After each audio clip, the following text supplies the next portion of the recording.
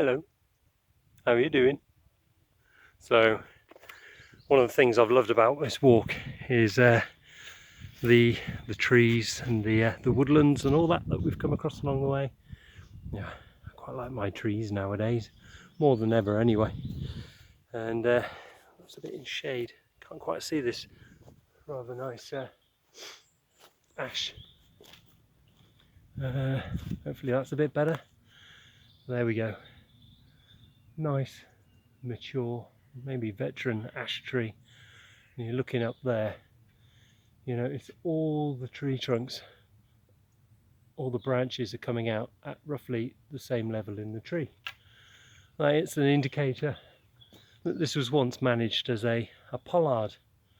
So, particularly in like the early medieval period, you get a lot of wood pasture. That is areas of woodland that certain people, certain tenant farmers could bring in their livestock certain times of the year to graze off the vegetation in the woodlands. Pigs coming in at later in the year as the nuts are all, or actually around about this time of the year when the nuts are starting to fall off the trees, and they can go in and start grazing on them, fattening up for the winter. And so if you imagine all your livestock running around in woodlands, as well as your deer in there as well, the game of the aristocracy of the time, the last thing you wanted were those animals eating your trees or the fresh shoots of your trees, particularly when you want to use those trees to build structures, use it for fuel, firewood, or even for the charcoal industry, so you can employ it into the iron industries, I suppose. I'm a bit out of breath. So one way of managing your trees, rather than cutting your trees down at ground level and encouraging fresh shoots to grow from there that would be susceptible to being eaten by livestock, instead you would cut your trees higher up and encourage your fresh shoots to grow there, where they would grow nice and straight